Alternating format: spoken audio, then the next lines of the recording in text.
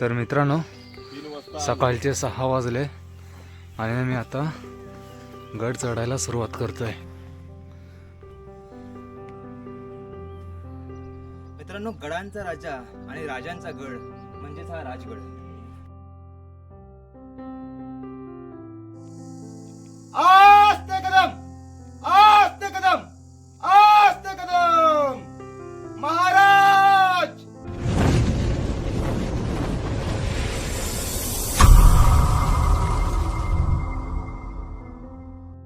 नमस्कार मित्रांनो, जय शिवराय, जय शंभूराजे.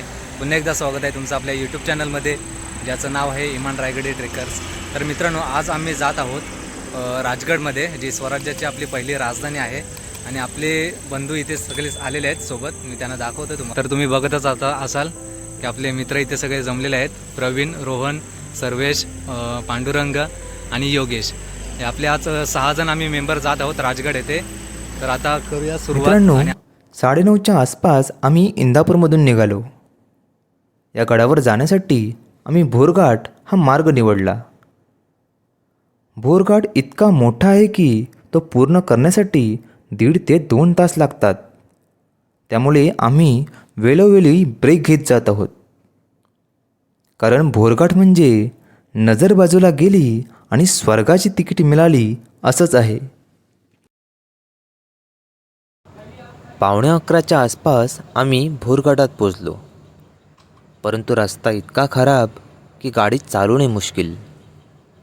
त्यामुळे आम्ही गाडी अगदी सावकाश नेत आहोत.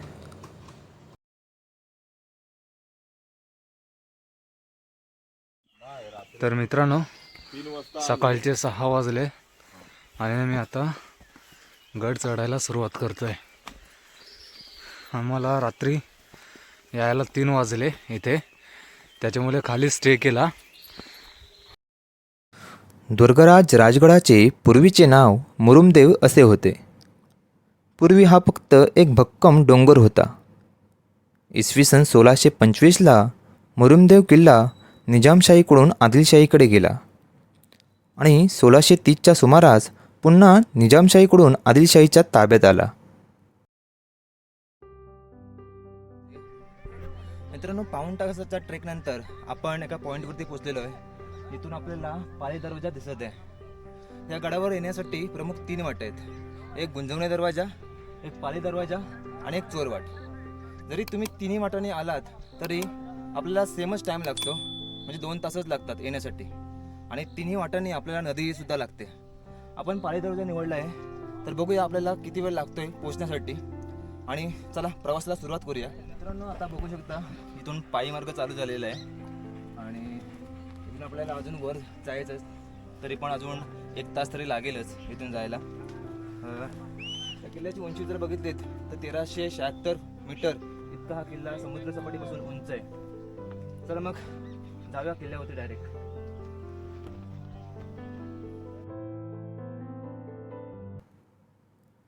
शहाजी राजांचा अधिकारी सोमाजी या किल्ल्याचा कारभार पाहू लागला आणि इसवी सन 1645मध्ये छत्रपती शिवाजी महाराजांनी हा किल्ला जिंकून ताब्यात घेतला. त्यावर बांधकाम केले. त्यानंतर या डोंगराला 3 माच्या होत्या, त्यावर महाराजांनी आकर्षक तटबंदी बांधली. या तिन्ही माचांना सुवेला, पद्मावती आणि संजीवनी अशी नावे दिली आणि या किल्ल्याला राजगड हे नाव स्वतः छत्रपती शिवाजी महाराजांनी दिले. मित्रांनो, गडांचा राजा आणि राजांचा गड म्हणजेच हा राजगड, त्याचाच हा पाली दरवाजा. खरं तर छत्रपती शिवाजी महाराजांचं या किल्ल्याला 25 वर्ष वास्तव्य लाभलं. म्हणजे छत्रपती शिवाजी महाराज या किल्ल्यावर 25 वर्ष राहिले होते. त्यावरूनच कळतं की या किल्ल्याने छत्रपती शिवाजी महाराजांना किती जवळून पाहिलं असेल. तोच अनुभव घेण्यासाठी आपण पुढे जात आहोत.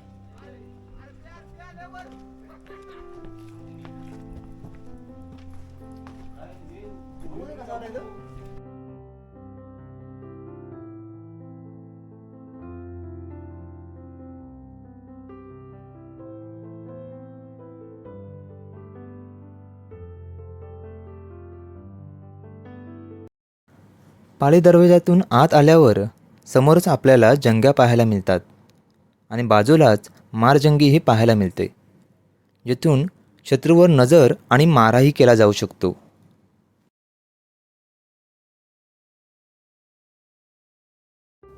इथून एक वाट जाते जी थेट आपल्याला सज्जावर आणते, जिथून पहारेकरी लक्ष ठेवायचे, म्हणजे शत्रू जरी पायथ्याशी आला तरी नजरेस पडेल आणि उकळते तेलही त्या शत्रूवरती टाकू शकतो.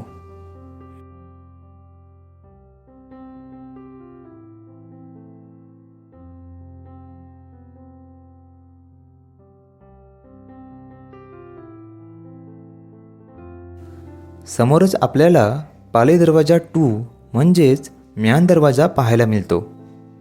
राजगडावरील दरवाजे अलीकडेच 3 वर्षापूर्वी सह्याद्री प्रतिष्ठानच्या दुर्गसेवकांनी त्यांच्या अथक परिश्रमातून बसवलेले आहेत. त्यांच्या या कार्याला आमचा मानाचा मुजरा. आपल्याला प्रत्येक गडाच्या दरवाजाच्या पाठीमागे लाकडी ओंडका ठेवलेला पाहायला मिळतो, ज्याचा वापर जर शत्रूने प्रहार केला तरी तुटू नये यासाठी केला जायचा. आपल्याला बाजूलाच देवडी आणि दौलतबनकी देवडी पाहायला मिळते, ज्याचा वापर गडाचे पहारेकरी करायचे, जेणेकरून दरवाजातून कोणीही अनोळखी इसम आत येऊ नये याची काळजी घेतली जात असे. या म्यान दरवाजावरून आपल्याला पाली दरवाजा आणि त्याभोवतीचा परिसर सहज नजरेस पडतो. त्यामुळे पाली दरवाजावर काय हालचाली चालू आहेत त्या इथून पाहिल्या जायच्या. या म्यान दरवाजाच्या भोवतीची तटबंदी आपल्याला नवीनच बांधलेली पाहायला मिळते.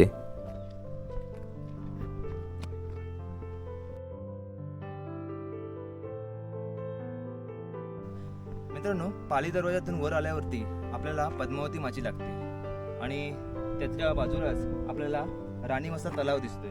तुम्ही ते बघू शकता. इथून आता आपल्याला उजवीकडे बाली किल्ला लागतो, तर आपण बाली किल्ला आणि संजीवनी माचीकडे जाणार आहोत.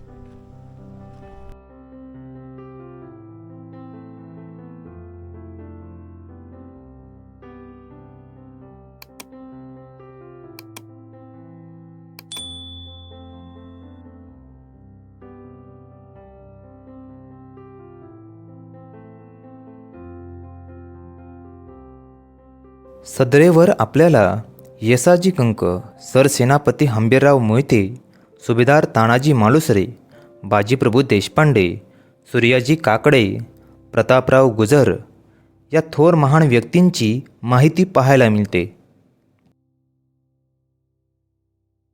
गडाच्या प्रत्येक टप्प्यावर असे मार्गदर्शक फलक पाहायला मिळतात. गडावर कचरा करणाऱ्यांना एक चपराक म्हणून असे फलक जागोजागी लावण्यात आले आहेत.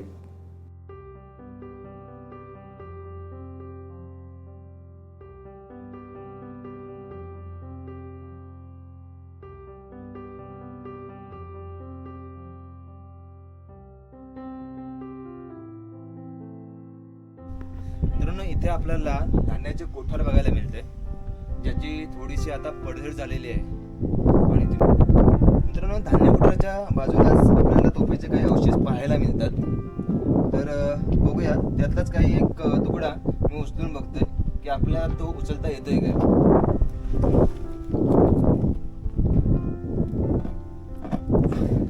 इतका हा तोफेचा थोडा जड आहे, म्हणजे विचार करू शकता की त्या काळात छत्रपती शिवाजी महाराजांच्या मावळ्यांनी ते कसं काय निर्माण केलं असेल आणि इकडून तिकडे तोफा कशा काय ते न्यायचे, त्यांचे कष्ट काय असतील हे आपण जाणूच शकत नाही.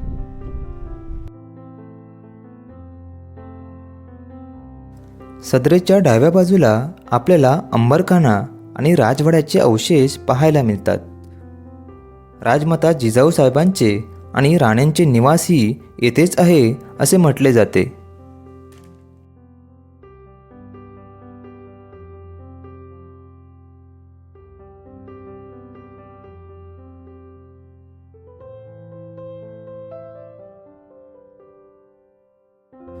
भौगोलिकदृष्ट्या राजगडाला इतकी सुरक्षितता होती म्हणून आपले राजकीय केंद्र म्हणून छत्रपती शिवाजी महाराजांनी सुरुवातीला याच गडाची निवड केली. छत्रपती शिवाजी महाराजांचे धाकले चिरंजीव छत्रपती राजाराम महाराज यांचा जन्म देखील याच राजगडावर झाला.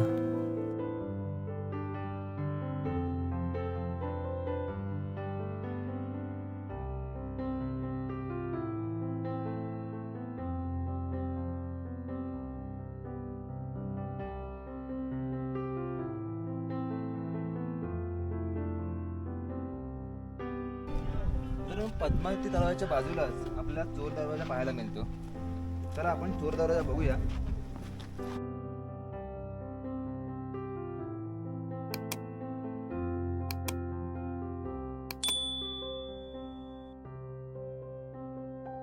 मित्रांनो, हे जे चोर दरवाजाच्या पाठीमागे हे जे 3 होल आहेत ते ॲक्च्युली आपले दरवाजा लॉक बंद करण्यासाठी की इथे आपले लाकडाचे ठोकले लागायचे.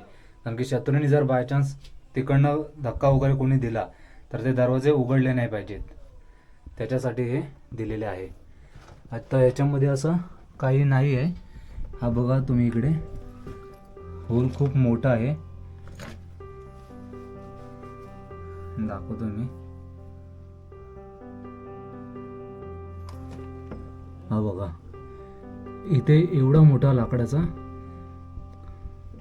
ठोकळा असायचा.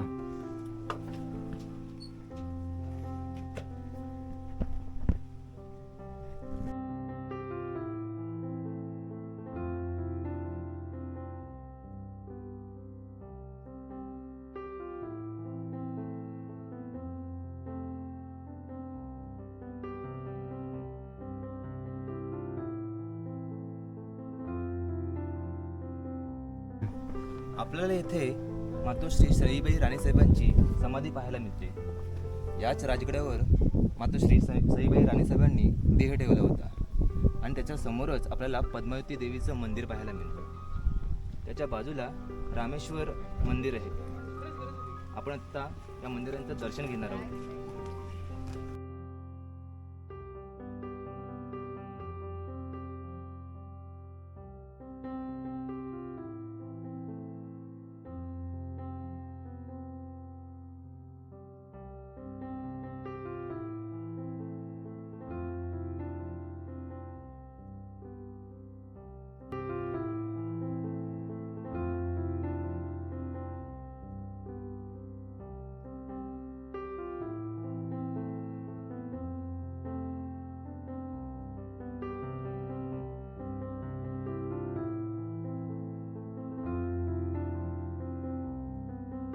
दिवाळीनिमित्त आपल्याला मंदिराच्या बाहेर रांगोळी पाहायला मिळाली.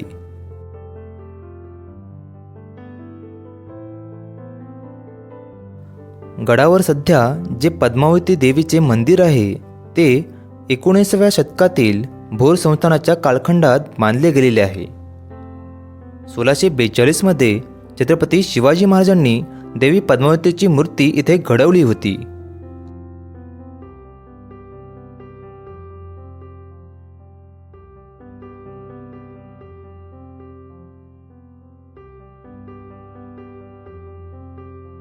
तसेच देवीचं शृंगारही करताना पाहायला मिळालं. ज्यांनी हे कार्य केलं त्या दादा आणि ताईंना आमचा मानाचा मुजरा.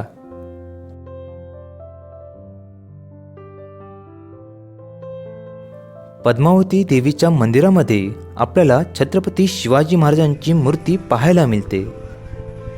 मंदिराच्या डाव्या बाजूला 2 पिण्याच्या पाण्याचे टाके आहेत. येथील पाणी स्वच्छ आणि थंडगार आहे.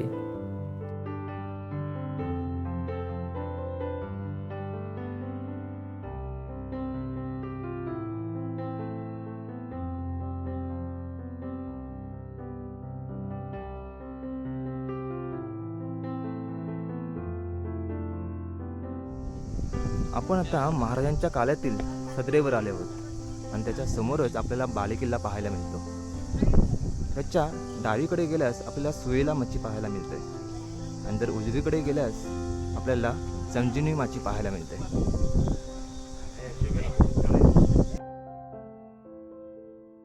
मित्रांनो, आता आम्ही बालेकिल्ल्याच्या दिशेने जात आहोत. आम्ही सर्वप्रथम बालेकिल्ला निवडला, कारण जर सुवेला आणि संजीवनी माची केली तर पुन्हा बालेकिल्ला चढायला कठीण जाईल. म्हणूनच आम्ही बालेकिल्लाच निवडला.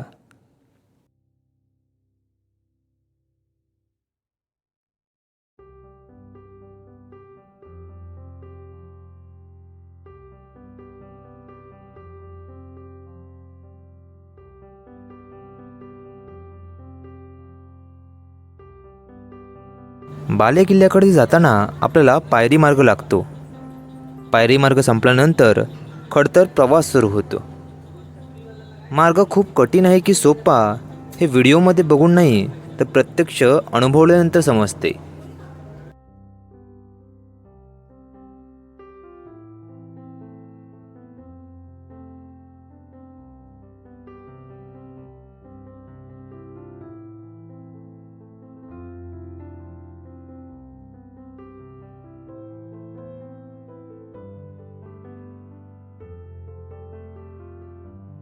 तुम्ही पाहू शकता बालेकिल्ला चढणे किती कठीण आहे. खूप जणांना हा टप्पा सर करताना भीती वाटते, परंतु रेलिंग लावल्यामुळे सर करणे अधिक सोपे जाते. हा टप्पा चढताना आम्हाला एक गोष्ट जाणवली की हा किल्ला खरंच का अभेद्य आहे. कारण शत्रूने जरी आक्रमण केलं तरी तो या बालेकिल्ल्यापर्यंत पोचण्याआधीच त्याची दमछाक होऊन जाईल, इतका हा प्रचंड विस्तारलेला आहे.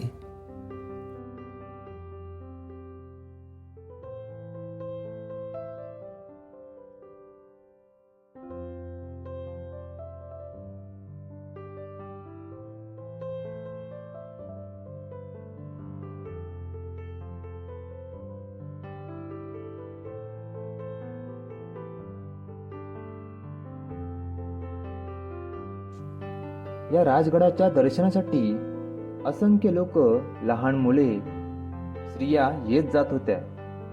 हे पाहून मनाला खूपच बरं वाटलं की आपल्याला राजाचं वैभव पाहायला एवढ्या संख्येने लोक येत आहेत. परंतु आपण एक विचार करायला हवा की छत्रपती शिवाजी महाराजांच्या ज्या किल्ल्यांवरती आपण जातो तिथे आपण फोटोज पुरते मर्यादित असतो का? कारण हे गडकिल्ले म्हणजे हुल्लडबाजी करण्याची जागाच नव्हे. हे एक पवित्र मंदिर आहे जे आपण जपलं पाहिजे. छत्रपती शिवाजी महाराजांनी, त्यांच्या मावल्यांनी जो इतिहास गाजवला आहे तो आपल्याला नीट समजून घेता आला पाहिजे आणि तो इतरांना सांगताही आला पाहिजे. यासाठी गडकिल्ले फिरताना कृपया करून त्या गडकिल्ल्याचा, त्या किल्ल्यांचा इतिहास समजून घ्या, एवढंच आमचं म्हणणं आहे.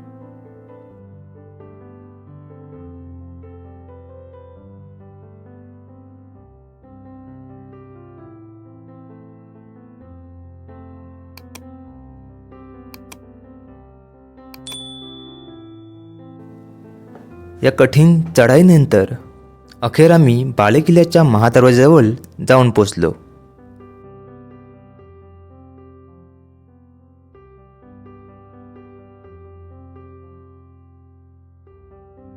मित्रांनो, आता आपण बालेकिल्ल्याच्या महादरवाज्यापाशी आपण पोहोचलेलो आहोत. तुम्ही हा खतरनाक प्रवास पाहिलाच असेल, किती हा रिस्की टास्क आहे इथून यायला. चला मग आपण वरती जाऊया, वरती काय आहे बघूया. छत्रपती शिवाजी महाराज की जय. छत्रपती शिवाजी महाराज की जय. छत्रपती संभाजी महाराज की जय. महादरवाज्याजवळ छत्रपती शिवाजी महाराजांच्या नावाचा उच्चार केल्यावर आमच्यात एक वेगळीच स्फूर्ती निर्माण झाली. या नावामध्ये अशी काही जादू आहे की खचलेल्या मनालाही 10 हत्तींचं बल देऊन जाते. बालेकिल्ल्यावर आपल्याला चंद्रकोर टाके पाहायला मिळते आणि त्याच्या बाजूलाच असंख्य पाण्याच्या टाक्या महाराजांनी त्या काळात बांधल्या होत्या त्याही पाहायला मिळतात. त्या पाठोपाठ बाजूलाच ब्रह्मेश्वर महादेव मंदिरसुद्धा आहे.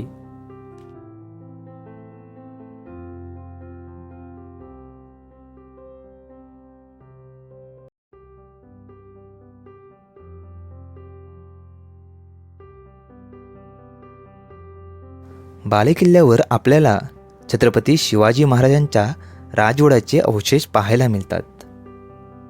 आज राजवाडा अस्तित्वात नसला तरीही हे अवशेष पाहिल्यानंतर खरोखरच छत्रपती शिवाजी महाराज या ठिकाणी असल्याचा जणू भासच होतो.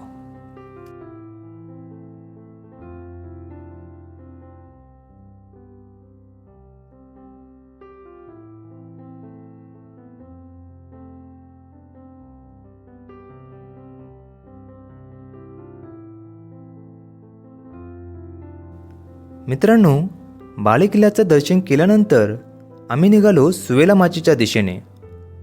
माचीकडे जाताना आपल्याला मध्येच प्रभू हनुमंताच्या मूर्ती दिसतात. प्रभू हनुमंताचं दर्शन करून आम्ही पुढे निघालो.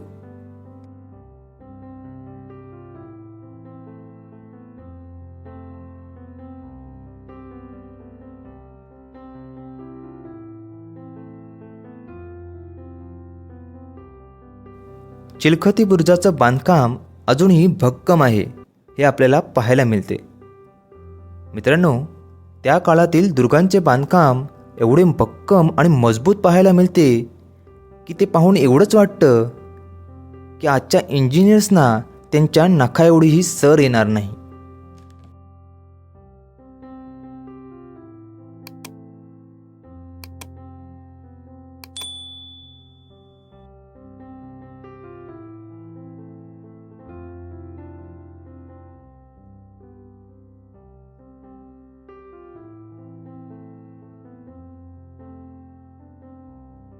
नमस्कार मित्रांनो. तर आता आपण आलेलो आहोत चिलखती बुरुजावर.